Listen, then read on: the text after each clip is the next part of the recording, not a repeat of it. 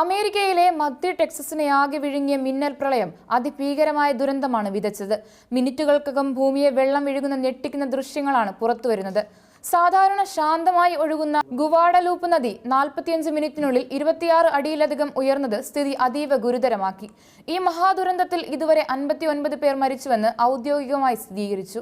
27 പെൺകുട്ടികളടക്കം നിരവധി പേരെ കാണാതായിട്ടുണ്ടെന്നും കൂടുതൽ പേരെ ജീവനോടെ കണ്ടെത്താനുള്ള സാധ്യത കുറഞ്ഞു വരികയാണെന്നും അധികൃതർ അറിയിക്കുമ്പോൾ ദുരന്തമുഖത്ത് നിന്ന് ഉയരുന്നത് നിലവിളികൾ മാത്രമാണ്. ഈ മിന്നൽ പ്രളയം ഏറ്റവും കൂടുതൽ നാശം വിതച്ചത് ടെക്സസിലെ കെർ കൗണ്ടിയിലാണ്. ഇവിടെ 15 കുട്ടികളടക്കം 43 പേർക്കാണ് ജീവൻ നഷ്ടമായത്. ഹാവിസ് കൗണ്ടിയിലും നിരവധി പേർ മരിച്ചതായി റിപ്പോർട്ടുണ്ട്. ലഫ്റ്റനന്റ് ഗവർണർ ഡാൻ പാട്രിക് മാധ്യമങ്ങളോട് പ്രതികരിച്ചത് ദുരന്തത്തിന്റെ വ്യാപ്തി വെളിപ്പെടുത്തുന്നതായിരുന്നു. ഇന്നും കനത്ത മഴ തുടരുകയാണ്. കൂടുതൽ പേരെ നഷ്ടമായി.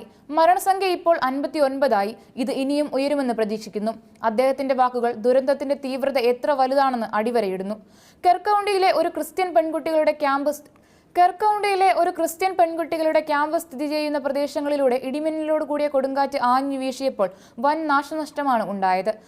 നൂറുകണക്കിന് പേർ താമസിച്ചിരുന്ന ഈ ക്യാമ്പിൽ നിരവധി കുടുംബങ്ങൾ ട്രെയിലർ വീടുകൾക്കുള്ളിൽ കുടുങ്ങുകയും ആളുകൾ വെള്ളത്തിൽ ഒഴുകിപ്പോവുകയും ചെയ്തു. ഏകദേശം 2 ഡസനോളം ക്യാമ്പംഗങ്ങളെക്കുറിച്ച് ഇപ്പോഴും വിവരമില്ലെന്ന് അധികൃതർ വ്യക്തമാക്കിയിട്ടുണ്ട്. ഈ ക്യാമ്പിൽ നിന്നുമുള്ള 27 പെൺകുട്ടികളെയാണ് കാണാതായത്. അവരുടെ മാതാപിതാക്കളും ബന്ധുക്കളും കണ്ണീരോടെ പ്രിയപ്പെട്ടവർക്കായി കാത്തിരിക്കുകയാണ്. കാണാതായവരുടെ എണ്ണം ഇനിയും വർദ്ധിക്കാനാണ് സാധ്യതയെന്നും റിപ്പോർട്ടുകൾ സൂചിപ്പിക്കുന്നു. ദുരന്തം നടന്ന് 3-ാം ദിവസവും കാണാതായവർക്കുള്ള തിരച്ചിൽ നിർത്താതെ തുടരുകയാണ്. Texas department of emergency management മേധാവി നിം കിഡിന്റെ നേതൃത്വത്തിൽ വ്യോമ കരജലമാർഗങ്ങളിലൂടെയുള്ള സംഘങ്ങൾ ഗുവാഡലൂപ്പ് നദിയുടെ തീരങ്ങളിൽ അരിച്ചുപെറുക്കുകയാണ്. കൂടുതൽ പേരെ ജീവനോടെ കണ്ടെത്താനുള്ള പ്രതീക്ഷ കൈവിടുന്നില്ല. അദ്ദേഹം പറയുന്നുണ്ടെങ്കിലും ഓരോ മണിക്കൂർ കഴിയും തോറും ആ പ്രതീക്ഷ മങ്ങിക്കൊണ്ടിരിക്കുകയാണ്. ദിവസങ്ങളായി വെള്ളത്തിനടിയിലായിരുന്ന പ്രദേശങ്ങളിൽ നിന്ന് ജീവനോടെ ആളുകളെ കണ്ടെത്താനുള്ള സാധ്യത വിരളമാണെന്ന് രക്ഷാപ്രവർത്തകർക്കിടയിൽ സംസാരമുണ്ട്.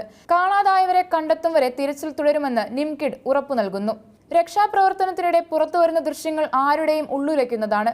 വീടുകൾ നിന്നിരുന്ന സ്ഥലങ്ങളിൽ കോൺക്രീറ്റ് തറകൾ മാത്രം ബാക്കിയായിരിക്കുന്നു. ജീവന്റെ തുടിപ്പുണ്ടായിരുന്ന വീടുകൾ വെറും അവശിഷ്ടങ്ങളായി പുഴയുടെ തീരങ്ങളിൽ കൂമ്പാരമായി കിടക്കുന്നു. രക്ഷാപ്രവർത്തകർ വീടുകളുടെ മേൽക്കൂരകളിൽ നിന്നും മരങ്ങളിൽ നിന്നുമെല്ലാം ആളുകളെ സാഹസികമായി രക്ഷപ്പെടുത്തുന്ന കാഴ്ചകൾ ഹൃദയഭേദകമാണ്. ഒഴുകി നടക്കുന്ന വീടുകളും കാറുകളും പലയിടത്തായി അടിഞ്ഞുകൂടിയ കെട്ടിടാവശിഷ്ടങ്ങളും ദുരന്തത്തിന്റെ വ്യാപ്തി വിളിച്ചോതുന്നു. ശനിയാഴ്ച കെർവില്ലയിൽ സാധാരണയായി ശാന്തമായി ഗുവാഡലൂപ്പ് നദി അതിവേഗത്തിൽ ഒഴുകി ചെളിവെള്ളവും കാറിന്റെയും വീടിന്റെയും അവശിഷ്ടങ്ങൾ നിറഞ്ഞൊഴുകിയപ്പോൾ അവിടം ഒരു നരകതുല്യമായ കാഴ്ചയായി മാറി.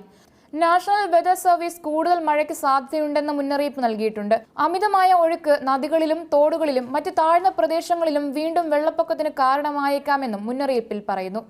മഴവെള്ളം വലിച്ചെടുക്കാൻ കഴിയാതെ വരുമ്പോഴുണ്ടാകുന്ന ഫ്ലാഷ് ഫ്ലഡുകൾ അസാധാരണമല്ല.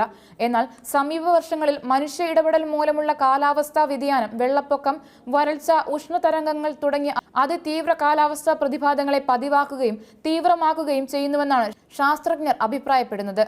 ടെക്സസിലെ ഈ ദുരന്തം കാലാവസ്ഥാ മാറ്റത്തിന്റെ ഭീകരമായ മുഖം വീണ്ടും നമുക്ക് മുന്നിൽ തുറന്നു കാട്ടുന്നു. മുൻപില്ലാത്ത വിധം അപ്രതീക്ഷിതവും തീവ്രവുമായ കാലാവസ്ഥാ സംഭവങ്ങൾ ലോകത്തിന്റെ വിവിധ ഭാഗങ്ങളിൽ വർദ്ധിച്ചു വരികയാണ്. ഇതിനെ നേരിടാൻ കൂടുതൽ ദീർഘവീക്ഷണത്തോടെയുള്ള നയങ്ങളും തയ്യാറെടുപ്പുകളും ആവശ്യമാണെന്ന് ഈ ദുരന്തം നമ്മെ ഓർമ്മപ്പെടുത്തുന്നു. കെർ കൗണ്ടിയിലെ ക്രിസ്ത്യൻ ക്യാമ്പിനെ സംബന്ധിച്ചിടത്തോളം ഇത് വെറുമൊരു വെള്ളപ്പൊക്ക ദുരന്തമല്ല, മറിച്ച് ഒരു തലമുറയുടെ നഷ്ടമാണ്. കുട്ടികളെയും കുടുംബങ്ങളെയും നഷ്ടപ്പെട്ട മാതാപിതാക്കളുടെയും ബന്ധുക്കളുടെയും ദുരിതം പറഞ്ഞറിയിക്കാൻ വയ്യാത്തതാണ്. ഓരോ ദിവസവും കാണാതായവർക്കായുള്ള തിരച്ചിൽ തുടരുമ്പോൾ രക്ഷാപ്രവർത്തകർക്കും സന്നദ്ധ പ്രവർത്തകർക്കും പ്രതീക്ഷയുടെ നേരിയ വെളിച്ചം പോലും കാണാനില്ല. ടെക്സസ് ജനത ഈ ദുരിതത്തിൽ നിന്ന് കരകയറാൻ ഏറെ സമയം വേണ്ടിവരും. അവരുടെ ജീവിതം സാധാരണ നിലയിലേക്ക് തിരിച്ചെത്താൻ രാജ്യാന്തര സഹായവും മാനസിക പിന്തുണയും അത്യന്താപേക്ഷിതമാണ്. ഈ ദുരന്തം ഒരു ഓർമ്മപ്പെടുത്തൽ കൂടിയാണ് പ്രകൃതിയുടെ ശക്തിക്ക് മുന്നിൽ മനുഷ്യൻ എത്ര നിസ്സാരനാണെന്ന്. അതേസമയം ശാസ്ത്രജ്ഞരുടെ മുന്നറിയിപ്പുകൾ അവഗണിച്ച് കാലാവസ്ഥാ മാറ്റത്തിന് കാരണമാകുന്ന മനുഷ്യന്റെ പ്രവർത്തനങ്ങൾ എത്രമാത്രം ഭീകരമായ പ്രത്യാഘാതങ്ങൾ സൃഷ്ടിക്കുമെന്നും ഈ പ്രളയം നമുക്ക് മുന്നറിയിപ്പ് നൽകുന്നു. ടെക്സസ് ദുരന്തത്തിൽ ആഴ്ന്നിരിക്കുമ്പോൾ ലോകം മുഴുവൻ അവരുടെ വേദനയിൽ പങ്കുചേരുന്നു. ദുരിതബാധിതർക്ക് സഹായമെത്തിക്കാനും കാണാതായവരെ കണ്ടെത്താനുമുള്ള ശ്രമങ്ങൾ ഊർജിതമായി തുടരുകയാണ്.